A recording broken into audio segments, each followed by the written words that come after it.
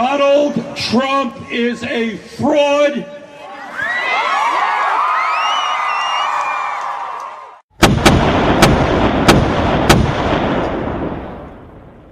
$26,000 people. 26,000 people in Des Moines, Iowa.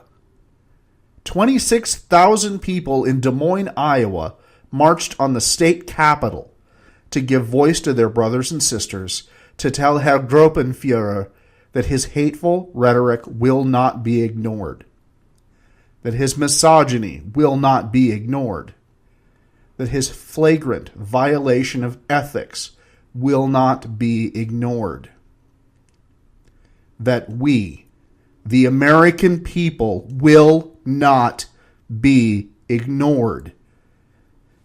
26,000 people marched in Des Moines, another 1,000 in Iowa City, 50,000 in St. Paul, Minnesota, 60,000 in Oakland, California, 150,000 in Chicago, 400,000 in New York, 500,000 in Washington, D.C., 750,000 in Los Angeles. Early counts suggested that between 2.5 and 3 million people in more than 600 marches worldwide came together as a symbol of opposition to everything that Donald Trump represents. An independent article put that number closer to 4 million.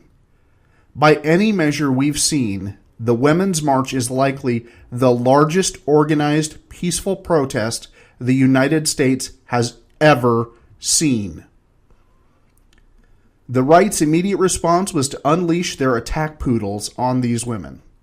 Tweets flew, predictably aimed not at the issues the women protested, but on their appearance, their proper role in the household as sandwich makers and shirt ironers, and the privileges they enjoy over women elsewhere in the world. Michael Flynn Jr., son of Trump National Security Advisor Michael Flynn, suggested that women already have more than they deserve. Piers Morgan apparently feels he, and men like him, have suffered what I assume is a symbolic genital mutilation because women have stood up for themselves in what he called an, quote, anti-democratic protest at Trump winning the presidency, unquote. All across the internet, the message to these women and the people who supported their efforts was, shut up and take it. I have a few words for those misogynistic assholes. Amendment 1. Congress shall make no law respecting an establishment of religion or prohibiting the free exercise thereof, or abridging the freedom of speech or of the press, or the right of the people peaceably to assemble and to petition the government for a redress of grievances. I know that amendment doesn't get the right wing nearly as hard as Amendment 2, especially since right now all the free speech seems aimed at telling them what fuckwits they are for voting for Agent Orange, pointing out what awful shit he's already doing, and generally making it clear that he can expect everything he does to be challenged in every possible manner, every step of the way. I also know a lot of them don't think that amendment applies to these protests, just like the Establishment Clause doesn't apply to their religion. But guess what? It does.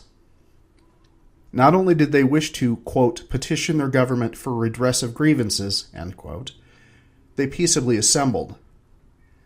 D.C. law enforcement didn't make a single arrest as a result of a march that included, let me say it again for those of you who didn't hear it before, 500,000 people. After the 2014 Giants-Royals World Series ended, Giants fans, the winners, set fires, shattered business windows, and threw shit at police. There were 2 shooting victims, a stabbing victim, and 40 arrests. Over fucking baseball! Less than half of American voters picked Donald Trump for president.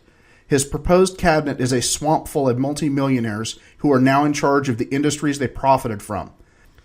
The president's loathsome campaign has given the green light to every misogynist, racist, and religious zealot to attack whomever they want, discriminate against whomever they want, and laugh about it.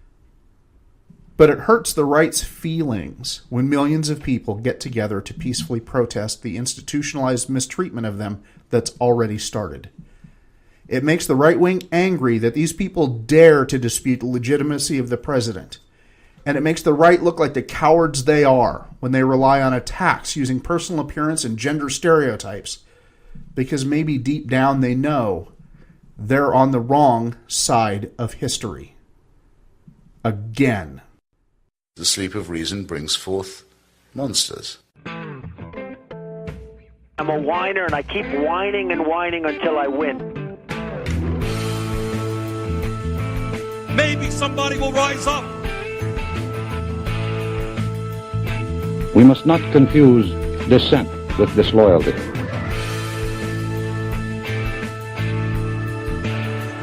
Welcome to Swing State, an aggressive, progressive, critical, and political podcast from the middle of the Midwest. I'm Lewayne. I'm AJ. This is episode 6. Hey everybody, welcome back to Swing States. Now that we're in the era of alternative facts, this is the largest single podcast in the history of human civilization with more followers than you can even comprehend. But we're going to dip our toe back into reality real quick, just in case, anyone's interested. There was a significant event. Lewayne has already talked about it in the broadside today, but this is going to be our whole show today because this is one of the largest single events of protest in the history of the United States. Reading here from the Independent in the United Kingdom. From January 23rd, the women's marches which took place across the United States to protest Donald Trump's inauguration may have been the largest and most peaceful day of protest in U.S. history. Somewhere between 3.3 and 4.6 million marchers made their presence known across the United States, yet no arrests were reported at the largest protests across the nation in Los Angeles, Washington, D.C., New York, Chicago, or Seattle. That's according to political scientists from the University of Connecticut and Denver who are compiling a mammoth spreadsheet listing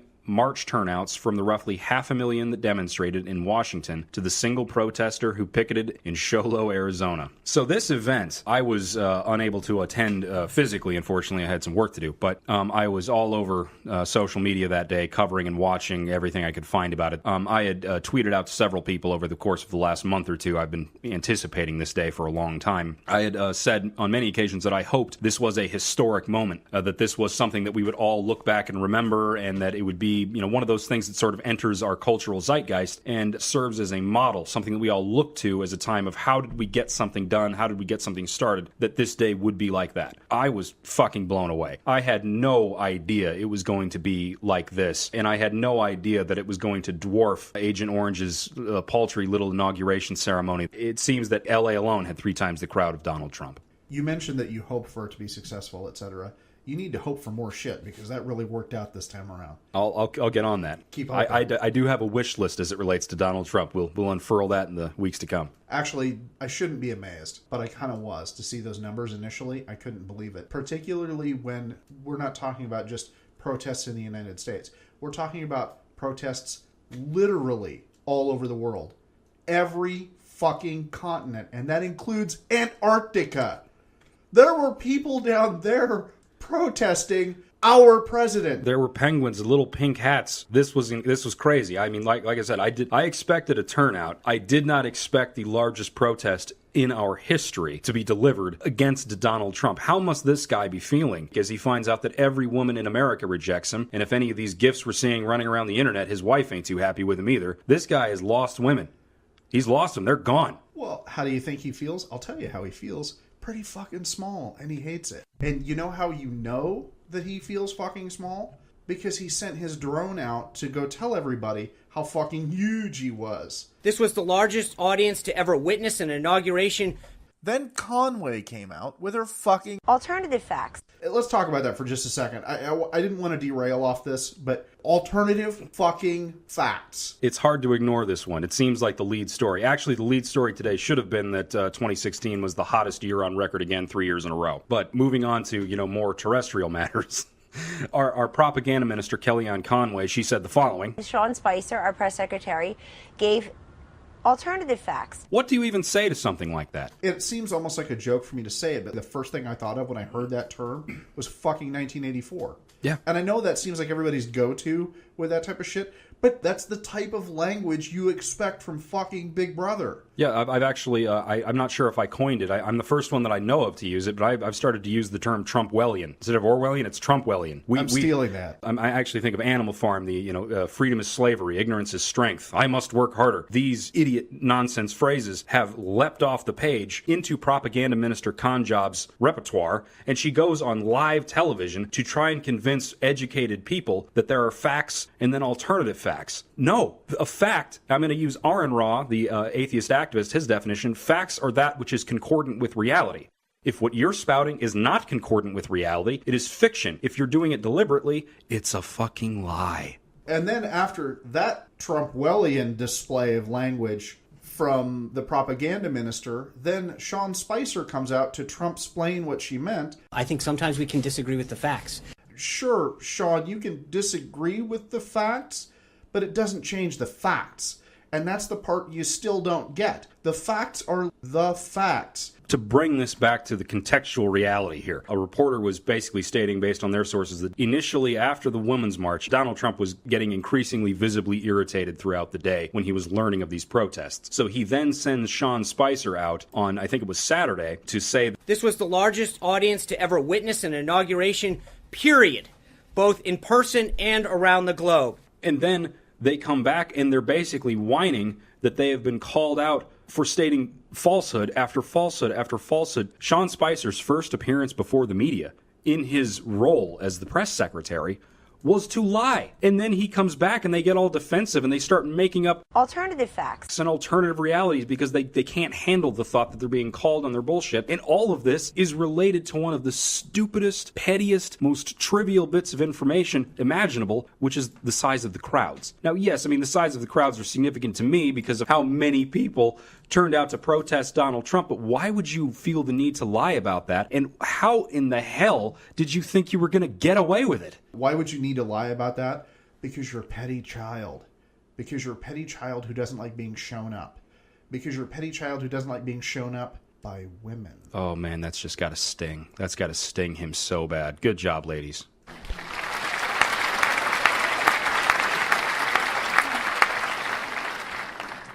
Because we all know he's got a problem with women.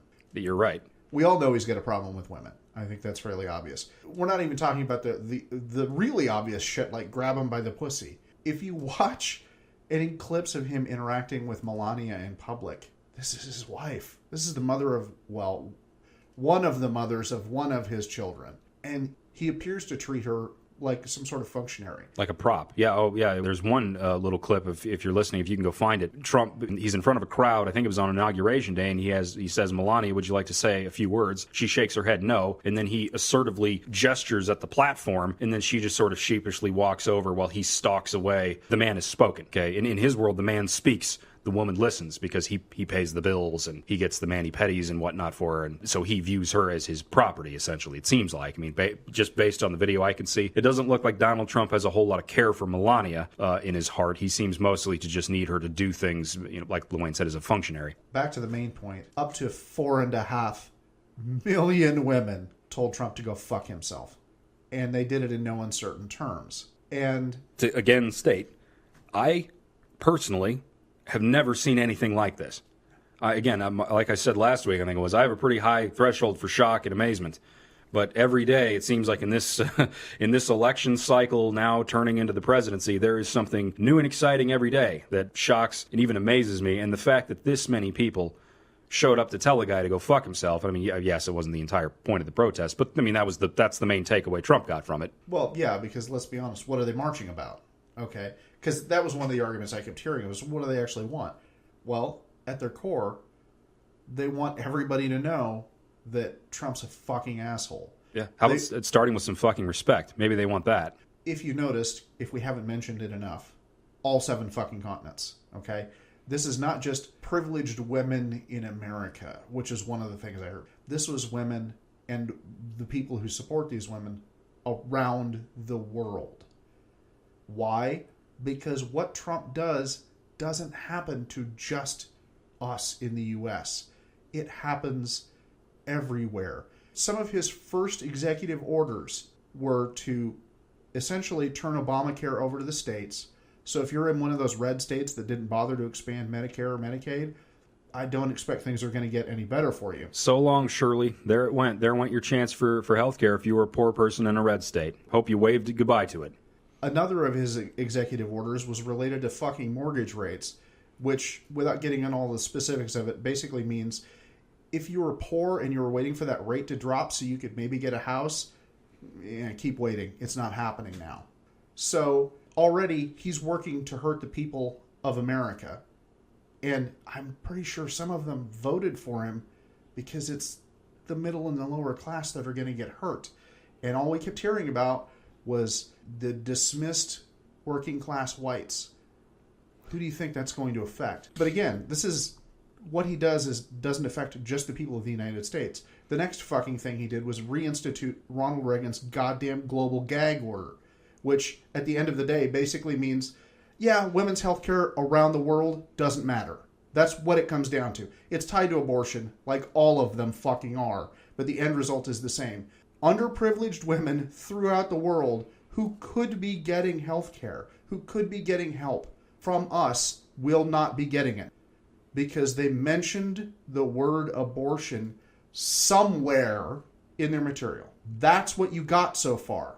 That's why there are literally millions of women protesting all over the goddamn world. His opening salvo was to begin doing harm not only to the people of his own nation, but to women throughout the world. He may do those things, and he may write these executive orders, and he may aggressively wage the Republican war on women. I mean, this isn't a new thing, we should mention. The Republicans have been attacking women's health care for, as long as I've been alive. This has been just a drumbeat. So I guess we shouldn't react with any surprise when we see that Donald Trump is extending this globally. But the women of America and the world, as it happens, are not having it anymore. And that's, to bring it back to the protest. The fucking global march. The fucking global protest. Let's just go ahead and say it. A fucking global protest against the guy that you people put in the fucking White House. Yeah, this is revolutionary. And they are saying, in no uncertain terms, this will not do. This is the liberal Tea Party movement with a couple of sizable differences.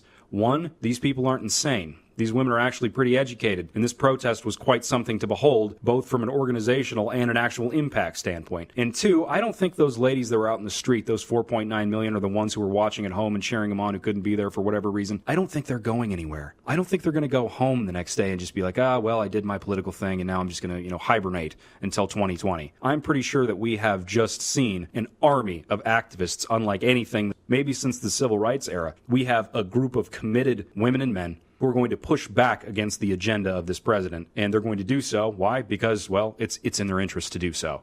It's in their interest to resist, and all of us should be supporting them. Yes, we absolutely should. Because, as AJ pointed out, he wasn't actually at the protest. Neither was I. Both of us had things that we couldn't avoid. But we absolutely support what's going on, and we encourage this type of activity to continue. Obviously, the scale is going to be different. This is historic. This is unprecedented, and I get that. But we close the show every episode with organized, mobilized, protest, vote. Because that's what we have to keep doing.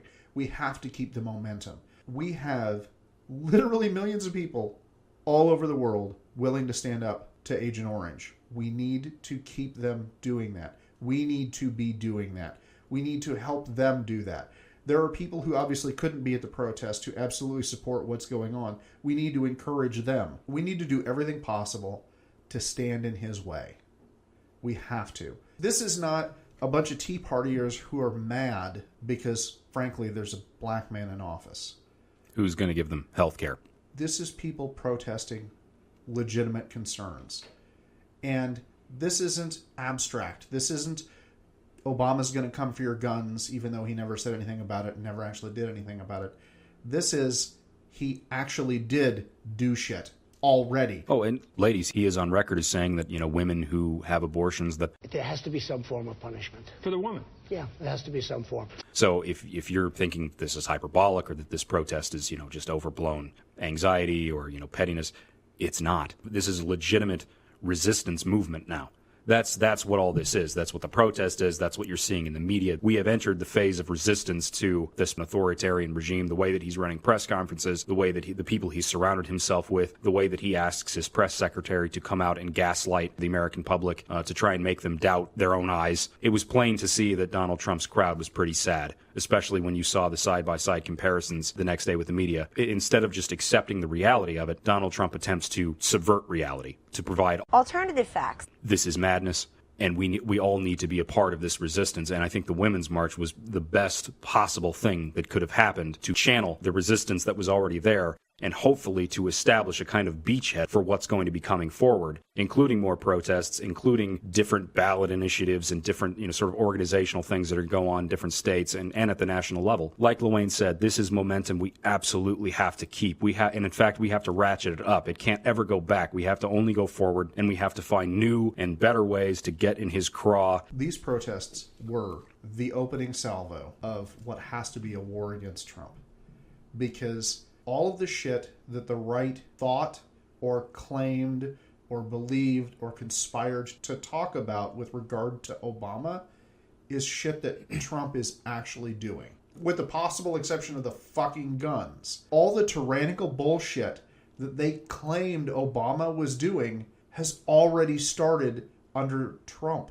Donald Trump has said that he is at war with the media, which I simply translate as he's at war with the First Amendment. If he's at war with the Fourth Estate, the thing that makes sure that government is telling the truth rather than lying, if he's at war with them, he's at war with your personal liberty. There's no other way to say it. They're the same thing. Obviously, without a free press, America is uninformed. The secondary problem is there appear to be members of the press who are more than happy to roll over for him already. These are the same people who presumably got into J school thinking they were going to be the next Woodward and Bernstein, and instead they're going to become the arm of the propaganda ministry. And I don't fucking understand that, to be honest. I don't know how every legitimate journalist isn't on his ass every day, all day. That's what they're for. That's half of their fucking identity, is to be the watchman, to do the very thing that should be done and call out Conway and her fucking alternative facts. Call out Spicer and his... I think sometimes we can disagree with the facts. Fucking Merriam-Webster's dictionary tweeted them about what the word fact means. So Sean Spicer comes out and says that at the second press conference, the first one wasn't really a press conference. It was more this thing where he came out, lied to the media, and then promptly refused to take questions. The second time he appeared before the media, he whined and moaned that the default narrative is always negative, and it's demoralizing. And I think that when you sit here and you realize the sacrifice the guy made of leaving a very, very successful business because he really cares about this country. This is some pretty shady shit you got going on, where you neg the media in the first meeting and then you come back and pretend like they're the ones that are abusing you. What the fuck am I watching? Well, it's the safe space presidency. That's what it is. People that support me, mixed in with more people that support me and say nice things. There is no shame in my safe space. This is who he is. They cannot handle the criticism. It is so amazing to watch a person who has risen this high in the ranks of politics. He can't even handle the reality of the numbers of people that show up for his events. He has to actively decide and tell somebody else to lie for him to make him feel better. This is crazy, ladies and gentlemen. It's just crazy. The man is not okay. If this is his behavior, if this is how he views facts, evidence, reality, it's not going to work out. Because a person who's willing to distort reality over crowd sizes, what do you think he's going to do if there's some hint that he's caught up in something criminal? Or if the government's doing something that it's not supposed to be doing? Or if he's abusing his power as commander-in-chief? What do you think he's going to do then? Turn around and become, Honest John? Well, you know what this looks like when it gets carried further out. It's fucking North Korea. You have a man-child in charge who has to shape how reality is, because otherwise he's forced to confront the fact that he's powerless and spineless and useless. It should be clear, in case you were confused, I am actually talking about Kim Jong-un, not Donald Trump, but I think it fits just as effectively. Yeah, I actually couldn't tell which you would be talking about in that case, because they both seem so applicable. Right, but that's kind of my point. For all the bluster about imperialism and tyranny and everything under Obama, we're actually seeing it. And we see what the end result is. It's popular to compare Trump to Hitler. And again, as I said before, only Hitler was Hitler. But you saw the same methods enabling his rise to power. Now that he's in power, I would argue we should shift to Un as an example of what Trump is becoming. For those of you rare right-wingers who might be listening to this, think about that again. We've taken it out of the, it's the Nazis and God winning this shit. This is an example of behavior you can literally watch happen. This is not abstract analysis of how Hitler operated. This is literally watching how North Korea operates, and tell me that there's not a variation of that going on right now. Oh yeah, and there's different shades and flavors of authoritarianism throughout the world and throughout history, but almost all of them are predicated upon the leader's ability to create reality for his followers. Now, the thing about Donald Trump is, I think he done fucked up. The part that he fucked up on is he tried it in the wrong country. We are the United States of America, and we don't much take kindly to authoritarians to begin with, and we have amazing press freedom here. The press can more or less write anything that they want, and we have a whole lot of old institutions with plenty of resources and an opposition movement, which is the majority. The newest polling finds that Donald Trump only has a 45% favorability rating on his first day as president. That is the lowest of any president entering office ever. This man is despised. Instead of doing anything to rectify the situation by winning more hearts, he is attempting instead to isolate his followers further from reality by lying to them and knowing that they will never actually seek out sources of information that would controvert his lies. But he messed up here too, because you cannot start a war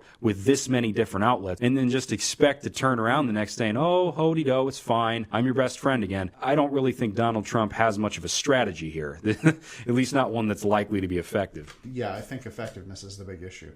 Because one of the other things that I don't think Trump takes into account is it's not even just the journalists.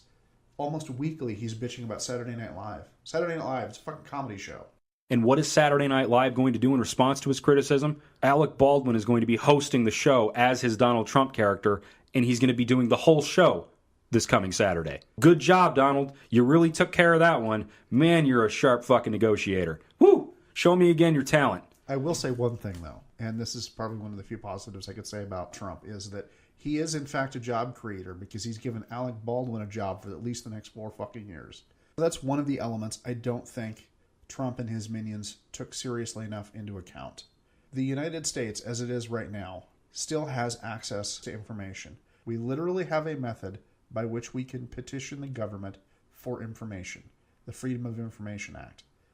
We, as American citizens, have theoretically access to government information. Every single person, whether they're a professional journalist or not, every person at home, every person who is a citizen or a resident or however you're connected to this country, you can all participate in acts of resistance. Fuck, if you want to do something fun, have somebody who goes on and tweets an insult at Donald Trump every day when the clock strikes noon. That can be your method of resistance. It's death by a million small cuts. That's how you bring down a whale like Trump. It's probably not going to be the one thing unless the intelligence agencies find out that there's actually, there is a guy being investigated. One of his former campaign managers is being investigated for phone calls going to Russia. So something like that could be the death by the fucking ballista. But until and as such, we all have our own roles to do, and that involves talking to his supporters and constantly bringing up the information, constantly reminding them of his lies, reminding them of the groping, reminding them of his bullshit proposals, reminding them of the unconstitutionality of basically everything he proposes to do.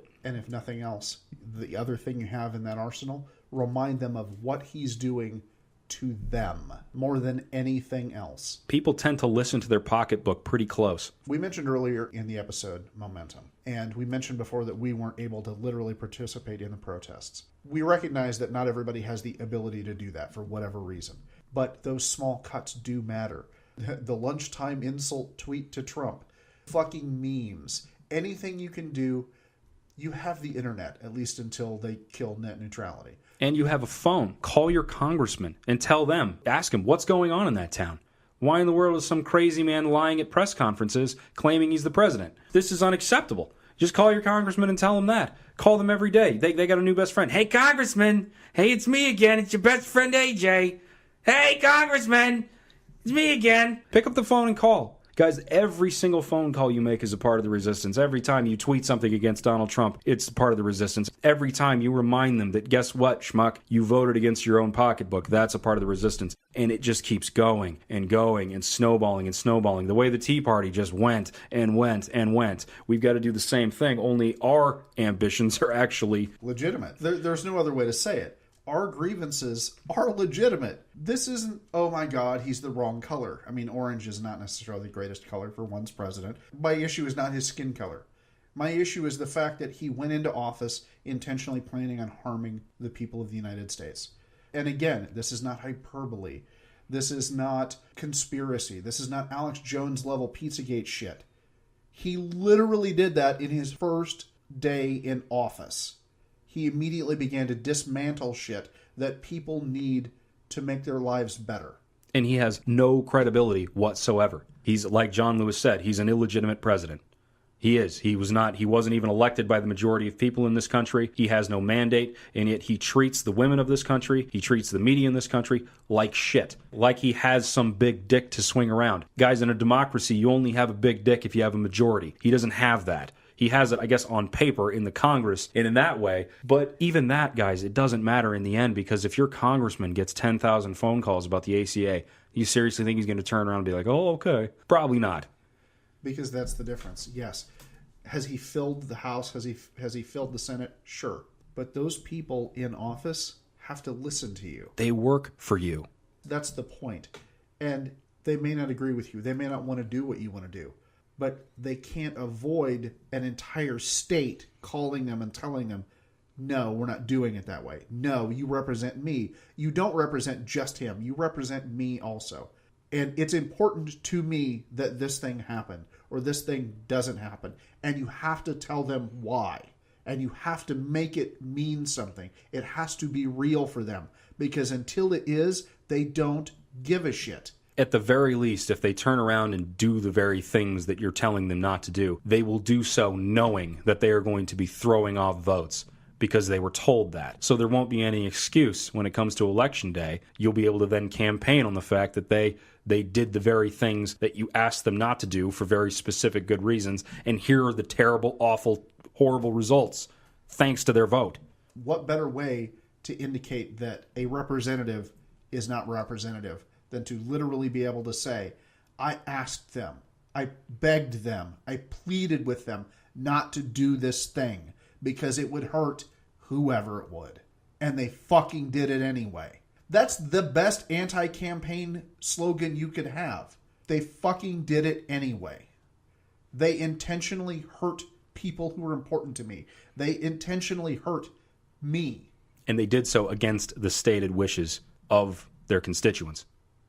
You and me and people like us. Because as somebody pointed out in a tweet, we didn't hire a king. We didn't hire an emperor. We hired a temporary employee who just started work on Friday. Unfortunately, this temp doesn't know what the fuck he's doing. But we're stuck with him for the time being. So we do what we can to get in his way. Not because we're being belligerent, but because we're trying to reduce the harm he and his minions are going to do. The harm they've already begun doing. Again, this is not abstract Alex Jones level shit. He literally has begun hurting the people you know. Hurting you. Hurting the women who protested against him. Hurting their children. Their children's future. Their lives. But as bad as it sounds, and as bad as it seems, and there may be some unfortunate consequences that we are going to have to suffer. We may not win on every issue. But as bad as it seems, the women of America on Saturday, they rose up and they said no. And we need to look to this event as a model. We need to channel this energy. We need to continue these acts of resistance. We need to use all of this energy to constantly erode the support of this person in every way possible, every day possible.